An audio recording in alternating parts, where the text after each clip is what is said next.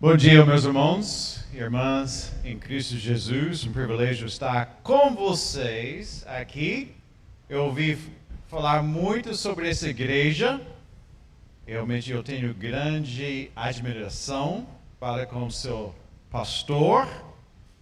Tive o privilégio, como ele falou, de ter ele na sala de aula, quebrando todos os protocolos do curso nosso. E o curso ficou muito mais alegre, podemos dizer, com a presença de seu pastor. E também pastor Igor, conhecendo ele no último ano de seu curso lá no Seminário Teológico Batista do Sul. Eu peço perdão, meus irmãos, pois eu e minha esposa, nós acabamos de retornar recentemente dos Estados Unidos. E a língua está meio enferrujada ainda. Então eu peço a sua misericórdia, perdão, hoje, se eu cometer alguns erros gramaticais ou se eu já cometi alguns erros gramaticais. Então, mas é um privilégio. E se eu estou entendendo corretamente, seu pastor pediu que eu falasse sobre missões. É um tema fácil, pois eu sou missionário e também eu sou missiólogo, ou seja, eu tenho estudado muito sobre essa questão de missões. Mas creio que é um dia bem apropriado, pois vocês estão na campanha de missões nacionais. Mas em uma igreja batista, qualquer dia é um dia apropriado para abordar assuntos de missões, pois nós temos um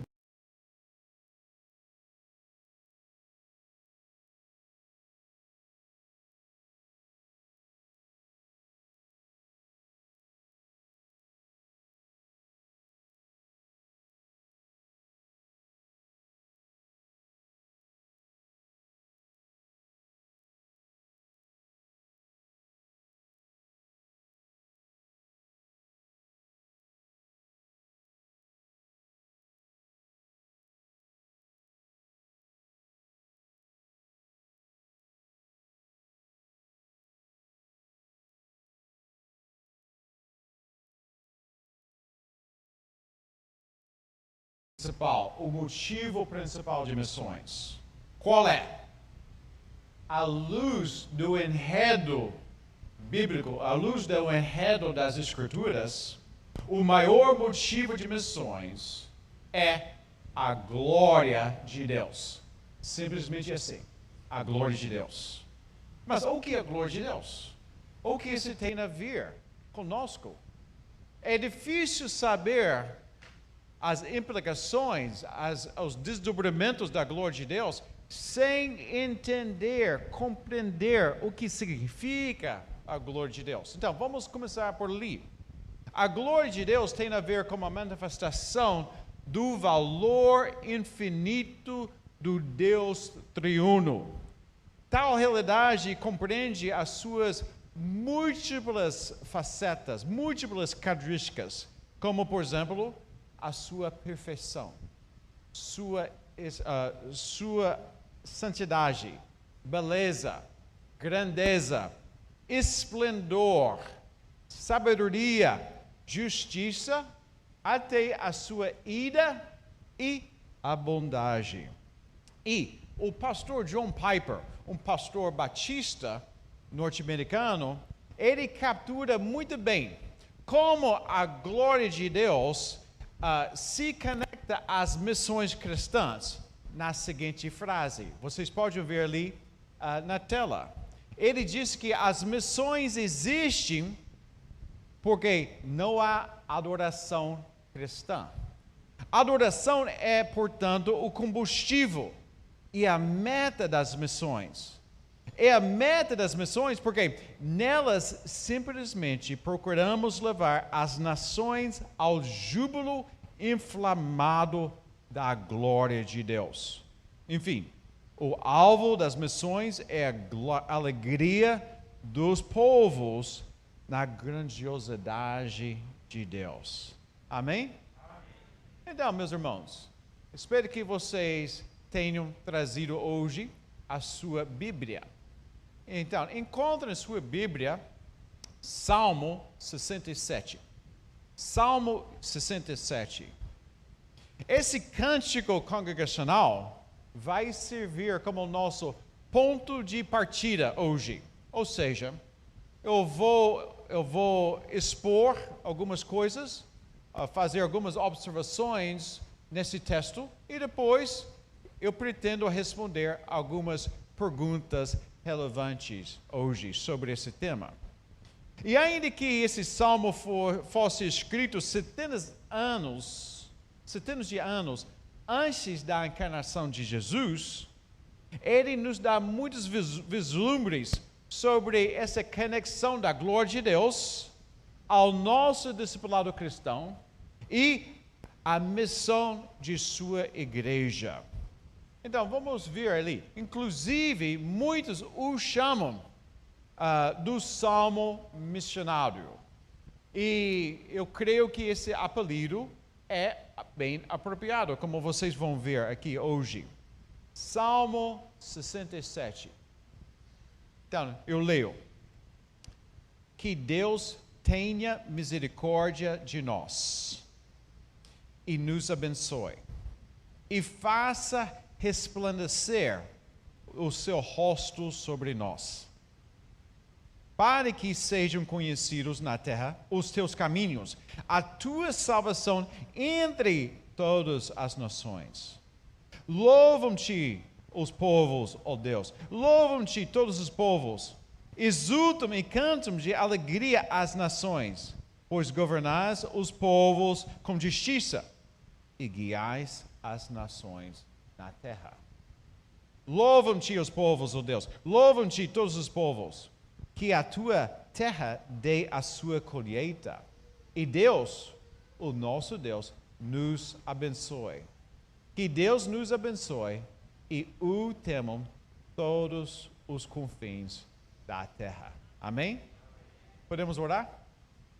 Senhor, eu agradeço a Ti por esse privilégio que o Senhor está me dando para ler a Tua santa palavra e explicá-la a esse povo hoje.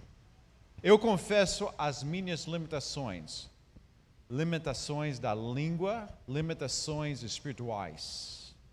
Portanto, nós rogamos que Teu Espírito esteja em nosso meio, nos ensinando por meio dessa exposição, e que Teu Espírito esteja suprindo as necessidades desta congregação, aos que estão ouvindo, e também que essa igreja seja mais e mais alinhada a cumprir a missão que o Senhor tem dado a ela, em nome de Jesus.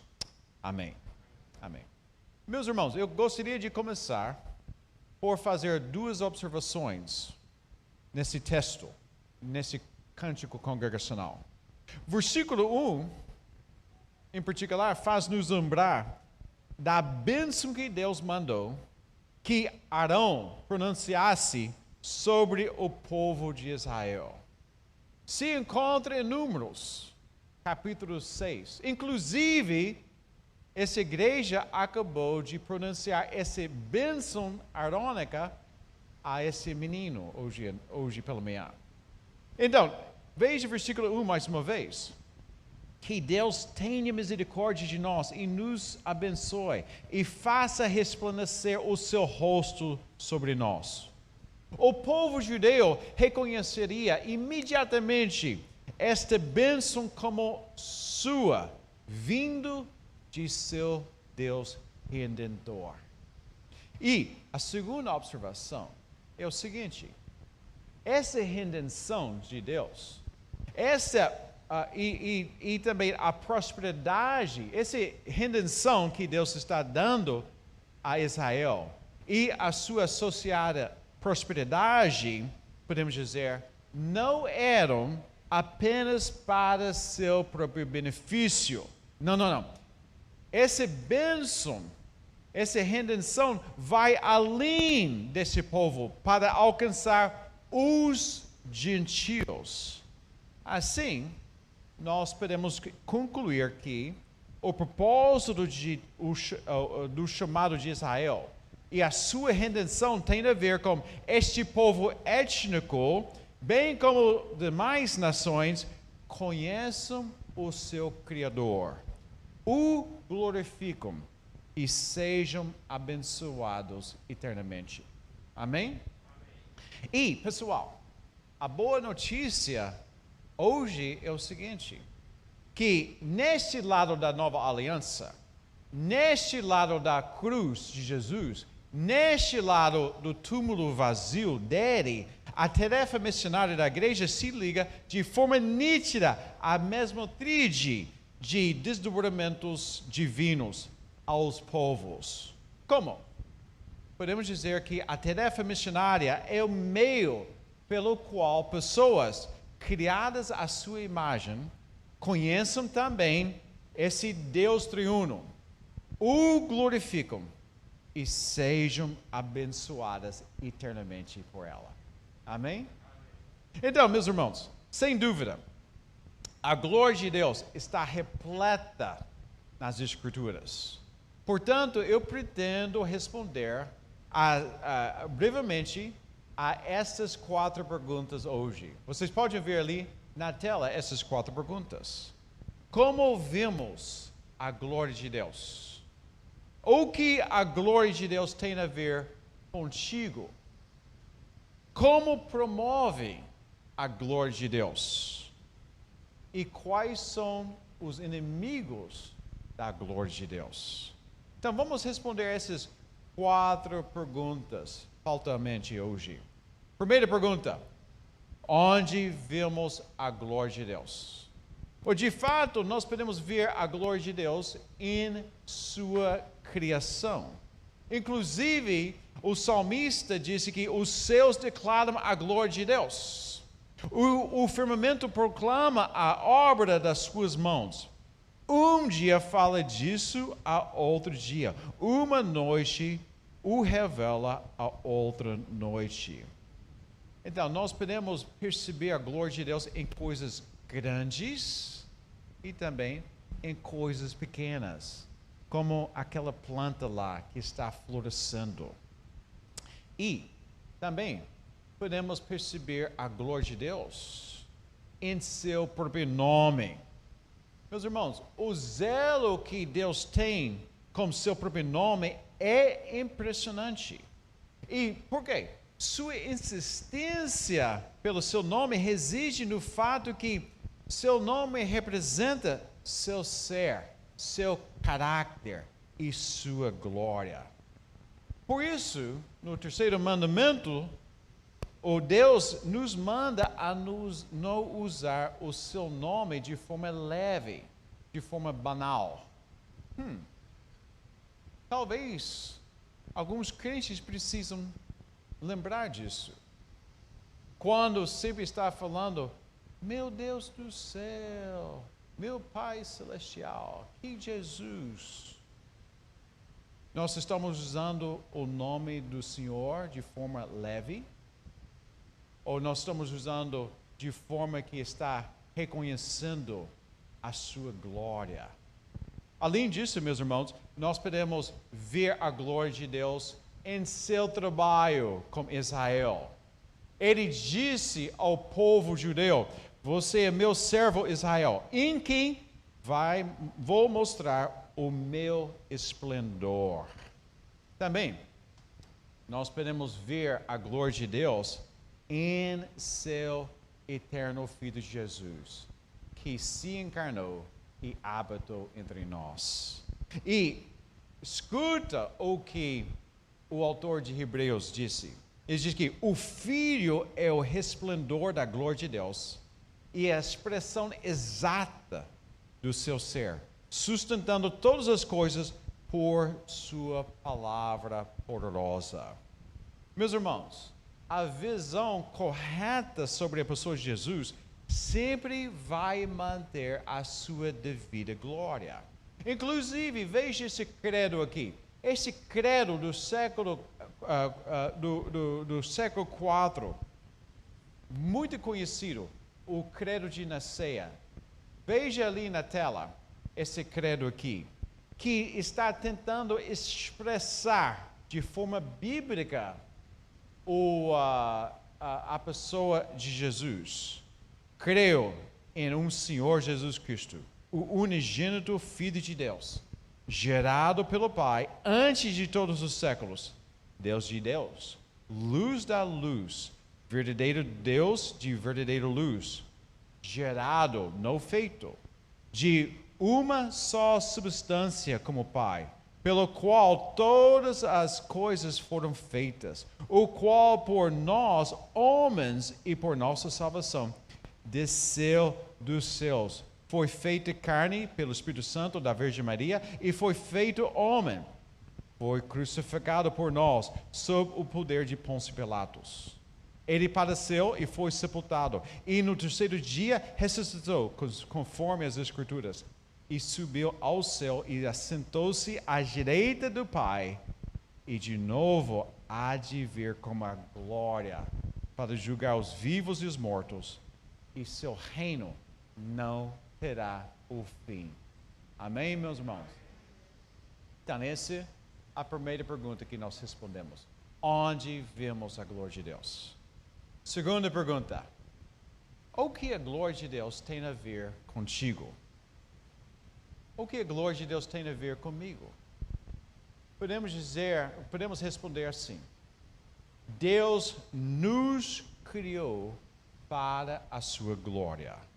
Nós podemos perceber isso já no primeiro capítulo do livro de Gênesis. Criou Deus, homem, à sua imagem. A imagem de Deus o criou. Homem e mulher os criou. Deus os abençoou e lhes disse: sejam férteis e multiplicam-se. Criados à imagem de Deus não significa que você é um Deus ou deusa, ou você é um deusinho. Não, não, não. Significa que você é um ser espiritual, eterno, racional, moral, relacional e criativo. Portanto, cada pessoa, cada indivíduo, cada neném tem um valor intrínseco pelo fato que reflete a imagem de seu Criador. E creio que essa resposta de um catequismo realmente expressa isso muito bem. Vocês conhecem isso muito bem. O fim principal do homem é glorificar Deus e desfrutá-lo para sempre. Ou seja, conhecer Deus, glorificá-lo e ser abençoado eternamente por Ele. Porém, meus irmãos, ninguém vai glorificar Deus e desfrutá-lo para sempre sem resolver aquela situação tênue de pecado que existe em cada vida de nós. E vocês conhecem muito bem esse versículo. Pois todos pecaram e estão separados da glória de Deus. Você foi criado para a glória dele. Mas por causa do pecado, todos pecaram. Estão separados dessa glória de Deus. É uma brecha no qual nós não podemos resolver por nossos próprios méritos, por nossa própria piedade, por qualquer outro mediador. Mas a boa notícia é que Deus enviou seu Filho para ser nosso Senhor e Salvador. Mas não adianta apenas saber essa notícia boa. Nós temos que receber essa notícia para resolver essa situação de pecado, essa situação tênue que o pecado causou em nossas vidas. Portanto, meus irmãos, é imperativo crer em Jesus e obedecer ao seu evangelho que Deus oferece a cada um de nós. Vocês conhecem muito bem também esse versículo. Mas o apóstolo Paulo falou à igreja situada em Éfeso o seguinte: Pois vocês são salvos pela graça de Deus, por meio da fé em Cristo. Esse não vem de vocês, é um dom de Deus, não por obras, para ninguém se glorie. Não. Porque nós somos criação de Deus realizada em Cristo Jesus para fazermos boas obras, as quais Deus preparou de antemão para que nós as praticamos. Ou seja, meus irmãos, nós não somos salvos pelas boas obras, nós somos salvos para fazermos boas obras. Vocês entendem o que eu estou falando? Deixe-me repetir isso. Pois a diferença tem a ver com a sua eternidade. Nós não somos salvos pelas boas obras. Nós somos salvos por meio de Jesus para fazermos as boas obras. Portanto, se estamos em Cristo Jesus, se já recebemos Cristo Jesus, nós devemos agora considerar a glória de Deus em tudo como seus redimidos. E eu vou falar mais sobre isso aqui em alguns instantes. Mas, rapidamente, eu gostaria de salientar alguns inimigos da glória de Deus. Alguns inimigos da glória de Deus que estão tentando diminuir a glória de Deus, inibir a sua glória sendo espalhada, em particular seu evangelho sendo conhecido aqui na terra. Oh, meus irmãos, nós temos que conhecer muito bem os inimigos de Deus. E o primeiro existe em seu interior. Qual é? Seus desejos pecaminosos. Seus desejos pecaminosos. Nós temos que lembrar que, como crentes em Jesus, nós não temos que viver mais sobre o domínio do pecado, porém a sua presença e sutileza sempre estarão conosco nesta vida. Portanto, meus irmãos, nossa batalha diária compreende viver para a glória de Deus e não para nossos desejos pecaminosos, nossos desejos mundanos, podemos dizer. Martin Lutero, aquela figura principal da Reforma Protestante, ele disse que tal luta descreve a guerra constante do cristão, ou seja, a verdadeira vida cristã. Isso é o que o apóstolo Paulo disse sobre isso. Meus irmãos, estamos em dívida, não para como a carne, para vivermos sujeitos a Ele. Se você está em Cristo Jesus, não viva por sua carne. Não viva por sua carne. Esse é um dos primeiros inimigos da glória de Deus. Nossos desejos pecaminosos. Segundo inimigo é Satanás, através de seus diversos esquemas e hostes. Oh, meus irmãos, eu podia falar sobre isso por uma mensagem inteira, mas eu não tenho tempo hoje para fazer. Mas podemos, pelo menos, abreviar alguns esquemas do capeta aqui, rapidinho. Quais são? Ele fica seduzindo nossos desejos pecaminosos. Ou seja, ele fica jogando uma isca em frente da gente. Ele não vai jogar uma isca de, por exemplo, Fígaro e Joló em frente de mim. Que coisa horrorosa. Não, ele sabe o que vai atrair meus olhos, o que vai encantar meus ouvidos. O que vai seduzir meu coração?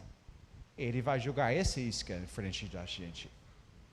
O segundo esquema do capeta tem a ver com os ensinos distorcidos. podemos lembrar as religiões mundiais não cristãs, como Islã, como budismo, hinduísmo, que reconhece Jesus, mas uma imagem totalmente distorcida, comparando as Escrituras.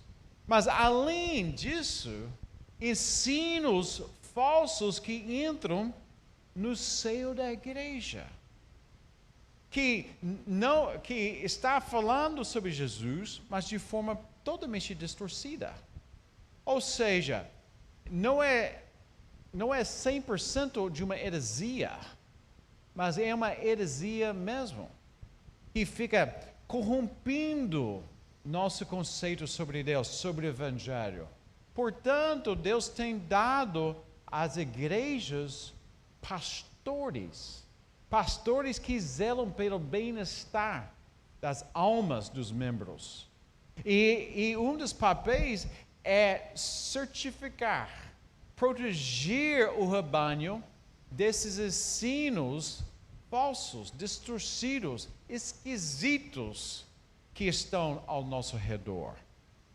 O terceiro esquema de Satanás tem a ver com alguns sistemas organizacionais. Vocês conhecem muito bem o que o apóstolo Paulo falou em Efésios capítulo 6. Ele diz que aos irmãos, aquela igreja ali em Efésios, nossa luta não é contra carne e sangue, ou seja, contra essa aqui, mas contra os poderes espirituais e autoridades, contra os dominadores desse mundo de trevas, contra as forças espirituais do mal nas regiões celestiais.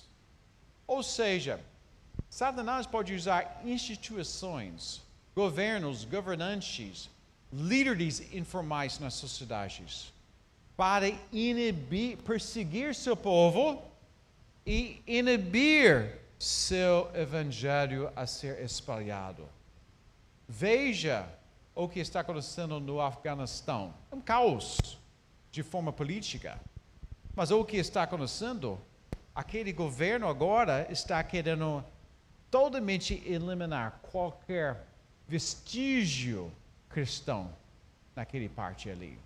Veja o que acontece muitas vezes nas escolas públicas, que ficam inibindo ou zombando até alunos cristãos. Organizações nas quais às vezes Satanás consegue uma brecha para influenciar o povo. E finalmente, afrontas espirituais.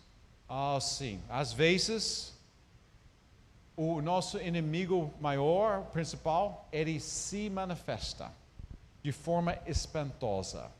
Mas nós temos que lembrar, meus irmãos, quem habita em nós é muito maior e muito mais poderoso do que aquele que habita no mundo. Amém? Mas, meus irmãos, reconhecendo a nossa própria tendência ao mal e as forças malignas fora da gente e sua magnitude, parece que a missão de sua igreja é impossível, não? Impossível, não. Mas desafiadora, sim. Portanto, eu gostaria, finalmente, eu estou concluindo agora minha introdução.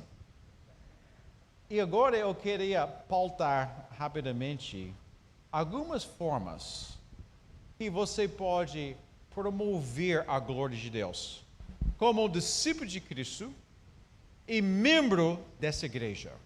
5 maneiras. 5 maneiras. E eu vou acrescentar mais uma maneira que necessita de um chamado, desejo, no qual essa igreja precisa comprovar na vida de alguém. Então vamos lá. Esses não são para os de fora, esses são para os discípulos de Cristo, membros dessa igreja. Quais são? Primeira, muito simples, mas muito compreensível. Viva para o seu Deus. Viva para o seu. Pode avançar a tela ali para a próxima pergunta, para que as pessoas possam me acompanhar melhor, por gentileza. Então, como promover a glória de Deus? 5 maneiras. Viva para seu Deus, para sua glória, como discípulo de Cristo. O apóstolo Paulo disse aos irmãos em Cristo: vocês foram comprados por alto preço. Qual foi aquele alto preço? O sangue de seu filho Jesus. Vocês foram comprados por alto preço. Portanto, glorificam a Deus como o corpo de vocês. Ou seja, quer vocês comam, bebam ou façam qualquer outra coisa, façam tudo para a glória de Deus. E meus irmãos e irmãs em Cristo, seu modo de viver de forma amorosa pelo Senhor e por seu próximo são meios fundamentais no cumprimento do papel de ser crente e discípulo de Cristo. Veja esse versículo aqui. Esse ordem, esse ensino de Jesus aos seus discípulos. Podemos ler juntos? Podemos? Vamos lá. Brilhe a luz diante de vocês. Brilhe a luz de vocês diante dos homens, para que vejam as suas boas obras e glorifiquem ao Pai de Deus, que está nos céus. Muito bem, muito bem. Segunda maneira de glorificar a Deus. Façam discípulos de Cristo ao seu redor, na sua pátria e em até lugares distantes. Como a gente pode contemplar missões sem citar a grande comissão que se encontra em Mateus 28? Jesus disse aos seus discípulos: foi-me dada toda a autoridade nos céus e na terra. Portanto, vão e façam discípulos de todas as nações. Como a gente vai fazer discípulos? Batizando-os em nome do Pai e do Filho e do Espírito Santo. Eu vou abreviar tal ordem de Cristo assim: ser discípulo de Cristo e fazer outros discípulos de Cristo. Ou seja, para fazer discípulo de Cristo, você tem que ser discípulo de Cristo. Mas se você é discípulo de Cristo, você está sendo encarregado a fazer outros discípulos de Cristo. E o cumprimento dessa ordem tão essencial pelos membros dessa igreja, tipicamente abrange 3 dimensões. Quais são? A primeira dimensão é: você faça discípulos entre aqueles sob a sua influência, ou seja, sob a influência de sua igreja. Isso onde, fazendo a grande comissão, deve ser mais e mais nítido em seu engajamento pessoal. O pastor Antônio, ele me disse que vocês estudaram algum livro meu alguns meses atrás. Foi aqui ou não? Ok. A sua bênção ainda não tem chegado, meus irmãos. Está chegando. E um dos meus ministérios mais ricos, mais benéficos que eu tenho percebido ao longo de meu ministério de mais do que 20 anos aqui no Brasil hoje, é um ministério que eu chamo de evangelização via relacionamentos. Que basicamente o pastor fica capacitando seus irmãos e irmãs em Cristo para fazer discípulos em seu cotidiano. Ou seja, tendo conversas, acompanhando os visitantes não cristãos, vizinhos e qualquer família sob a influência da igreja. E de fato, eu tenho testemunhado mais batismos, eu tenho percebido mais batismos por esses esforços do que todas as cruzadas e programas ar livre que eu tenho participado ao longo de meus 20 anos aqui no Brasil. Ou seja, discípulos de Cristo fazendo outros discípulos de Cristo. E a segunda dimensão e a terceira dimensão de engajamento tem a ver em colaborando com sua igreja em empreendimentos missionários. Ou seja, colaborando, apoiando aquele plantador de igreja, aquele pastor que está plantando igreja em outra cidade aqui nesse estado, ou em outro estado. Além disso, colaborando com sua igreja, colaborando com outras igrejas batistas, em enviar missionários brasileiros fora de sua pátria, às nações. Oh, meus irmãos, esses são empreendimentos louváveis que têm levado o evangelho mais longe e também em diversos lugares.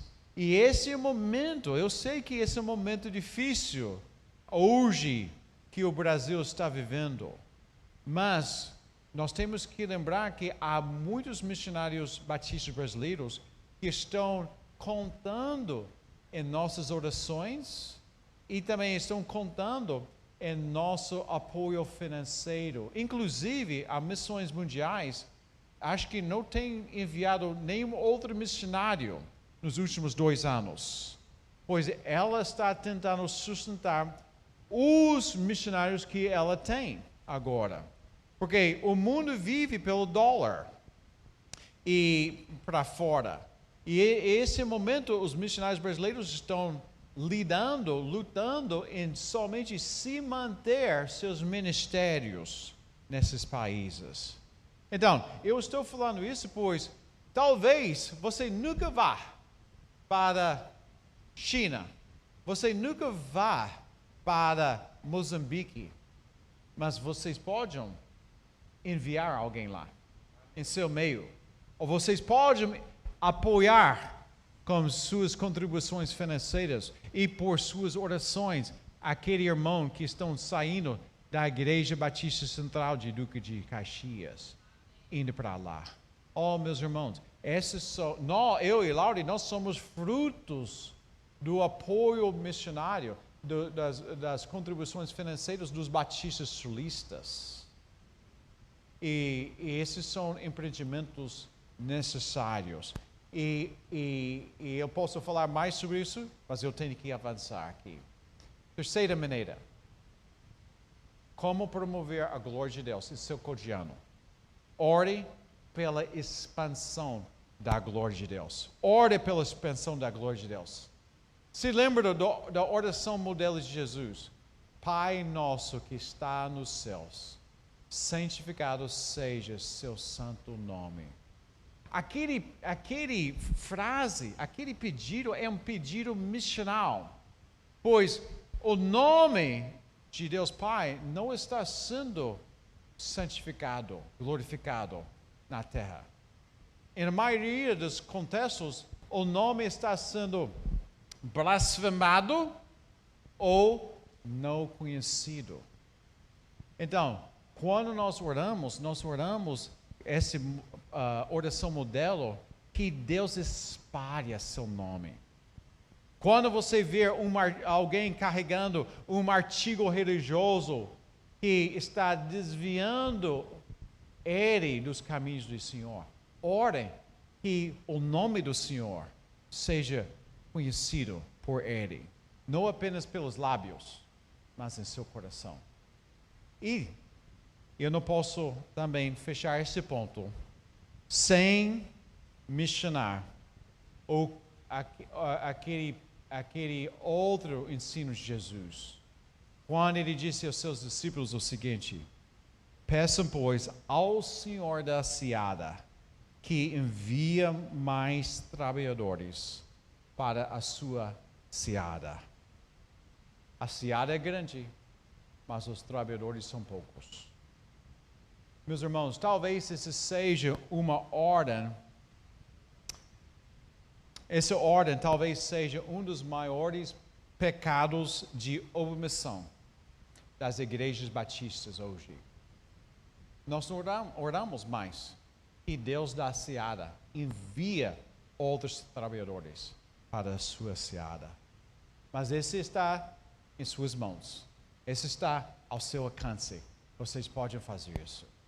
E a quarta maneira que nós podemos promover a glória de Deus como discípulos de Cristo. Ajudemos os pobres e os desamparados. Nós vimos nas Escrituras que Deus instrui seu povo a mostrar sua bondade e também sua misericórdia para os que sofrem e são deixados ao lado na sociedade. Ajudando aqueles que estão passando necessidade, ainda que não seja sua missão primária, é uma obrigação da igreja e obrigação do povo de Deus. Em especial, aqueles irmãos em seu meio que estão passando necessidades. E a quinta maneira, que está no alcance a todos. Talvez você não queria ouvir isso, mas essa é a maneira de glorificar a seu Deus como discípulo de Cristo e membro de uma de suas igrejas. Sofra por seu Cristo. Sofra por Cristo. Nós vimos nas Escrituras que Deus Pai e seu Filho recebem glória quando nós sofremos pelo Evangelho.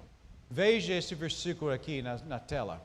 Vamos ler esse versículo do apóstolo Pedro. Podemos ler juntos? Alegrem-se à medida que participam dos sofrimentos de Cristo, para que também, quando sua glória for revelada, vocês exultam com grande alegria. Que sofrem com Cristo, não que se envergonha, mas glorifique a Deus. E, meus irmãos, há diversas maneiras que nós podemos sofrer por Cristo.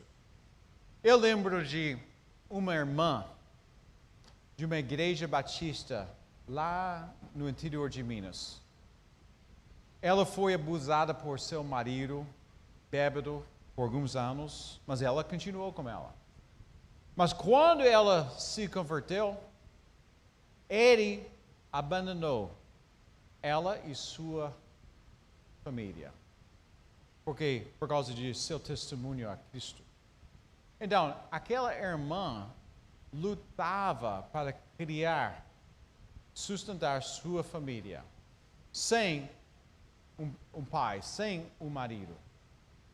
E ela testificava a fidelidade de Deus. Ela, por sua fidelidade, ela testificou Deus era fiel. De alguma forma espantosa, ela testemunhava à igreja e aos de fora a glória de Deus. Por isso, eu posso falar sobre outros que sofrem por Cristo, como missionários e tudo isso. Missionários que realmente trouxeram o Evangelho a essa terra e tudo isso. E, sabem, eu estou agora com 53 anos de idade, hein? 53 anos de idade. Eu tenho, talvez, no máximo, 30 anos mais, pedalando na terra aqui. O que eu faço aqui agora vai ser muito mais importante para a expansão do reino do que qualquer título e qualquer mérito humano que eu recebo. Então, é louvável quando é nobre, quando sua igreja está separando alguém para enviar missionários para outro canto desse estado, desse país, ou outro canto desse mundo. Então, isso me leva à última maneira de glorificar a Deus, como discípulo de Cristo e como membro da igreja. Isso não é para todos, mas somente para aqueles que recebem o chamado. Cuide de uma igreja como pastor, ou vá como missionário ou missionária. Meus irmãos, eu confesso, as vocações pastoral e missionária são penosas, podemos dizer. São penosas. Porém, ambos são bênçãos. para as igrejas novas e igrejas estabelecidas. E para o povo de Deus cumprir a grande comissão. E para a continuada difusão da glória de Deus aqui na terra. E essas duas vocações, ainda que elas estejam se sobrepondo muitas vezes, não são para todos. E tem qualificações bíblicas para pastores. Tem qualificações bíblicas para missionários e missionárias. Então, talvez em nosso meio hoje, tenha alguns que Deus esteja colocando esse desejo no seu coração. Se é assim, fala ao seu pastor. Fala aos pastores. Receba orientação desses homens. E também permita a sua igreja a chancelar esse desejo no seu coração, que esse é o caminho para a sua vida. Então, aqui é um berço para a próxima geração de pastores e missionários. Deus separa missionários, Deus destaca missionários no nosso meio, mas a igreja fica chancelando e enviando esses missionários. E esse é tão crucial para o reino de Deus e para a expansão de sua glória. Então, você recapitulou essas maneiras? 5 maneiras. Eu peço que Laurie se prepare aqui para um momento de reflexão aqui. Enquanto Laurie está se preparando e também esse irmão está se preparando, deixe-me mencionar essas mais uma vez. E você fica refletindo sobre essas maneiras de glorificar a Deus como membro dessa igreja e como discípulo de Cristo. Você está vivendo para seu Deus? Não apenas pelos lábios, mas por sua vida. Você está orando pela expansão da glória de Deus por meio do Evangelho. Nós estamos ajudando os menos favorecidos em nosso meio. Nós, de fato, estamos fazendo discípulos. Ou nós estamos somente correndo por nosso pão diário. Estamos colaborando com outros irmãos no envio e sustento de missionários. E também, nós somos dispostos a sofrer por nosso Salvador, para que Ele seja engrandecido em nossas vidas. Pode vir aqui.